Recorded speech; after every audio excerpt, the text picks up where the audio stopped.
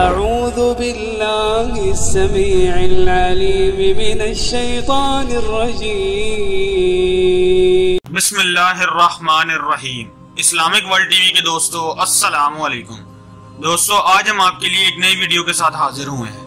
دوستو آج کی اس ویڈیو میں آپ کو ہر قسم کے بخار کے حوالے سے انتہائی مجرب وظیفہ بتانے والا ہوں، جو کہ مسنون وظیفہ ہے اور طب نبوی سے لیا گیا ہے، قرآنی آیت کا وظیفہ ہے۔ دوستو اکثر ایسا ہوتا ہے کہ ہم میں سے کسی کو بخار ہوتا ہے تو ہم فوراً ڈاکٹر کے پاس چلے جاتے ہیں۔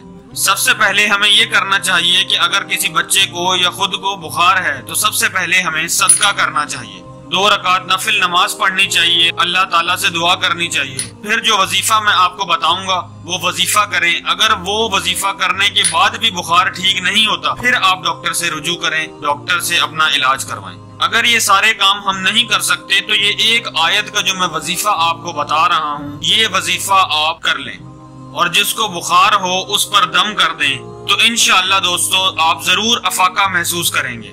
اگر نہ ہو تو پھر آپ ڈاکٹر سے رجوع کریں، لیکن انشاءاللہ اللہ کی ذات سے پوری امید ہے کہ اس آیت کی برکت سے آپ کا بخار مکمل طور پر صحیح ہو جائے گا، کیونکہ یہ آزمایا ہوا مجرب عمل ہے۔ تو چلیں دوستو وظیفے کی طرف چلتے ہیں، لیکن اس سے پہلے ہمارے چینل کے سبسکرائب بٹن پر کلک کریں اور بیل آئیکن پر ضرور کلک کریں تاکہ ہر آنے والی نئی ویڈیو کا نوٹیفیکیشن آپ کو ملتا رہے۔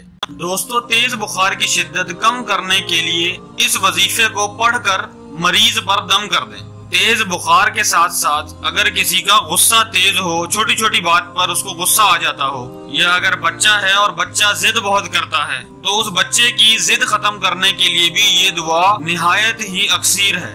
تو دوستو یہ دعا 3 کاموں کے لیے ہے: تیز بخار کی شدت کو کم کرنے کے لیے، اگر غصہ آتا ہے تو غصے کو کم کرنے کے لیے، اگر بچہ ضدی ہے تو اس بچے کی ضد کو ختم کرنے کے لیے بھی یہ دعا نہایت ہی اکثیر ہے۔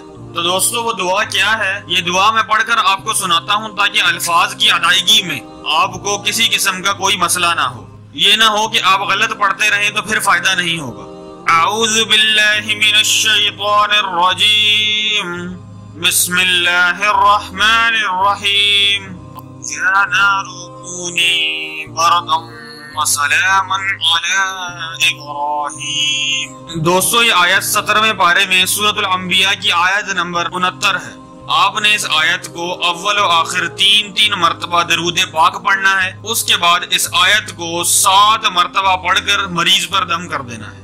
تو دوستو انشاءاللہ کچھ ہی وقت کے اندر آپ دیکھیں گے کہ اس کے بخار کی شدت کم ہو جائے گی اور آہستہ آہستہ اس کا بخار اتر جائے گا۔ تو دوستو یہ تھی ہماری آج کی ویڈیو جس کے اندر ہم نے آپ کو بخار کا علاج قرآنی آیات سے کرنے کا طریقہ بتایا۔ دوستو مجھے یقین ہے کہ آپ کو ہماری ویڈیو یہ ضرور پسند آئی ہوگی۔ ویڈیو پسند آئی ہے تو ویڈیو کو لائک کریں اور ہمیں کمنٹس میں ضرور بتائیں تاکہ ہم آپ کے لیے ایسی نئی ویڈیوز لے کر آتے رہیں، اور ہمارے چینل کو سبسکرائب کر کے بیل آئیکن پر ضرور کلک کریں تاکہ ہم آپ کے لیے ایسی نئی ویڈیوز لے کر آتے رہیں۔ شکریہ۔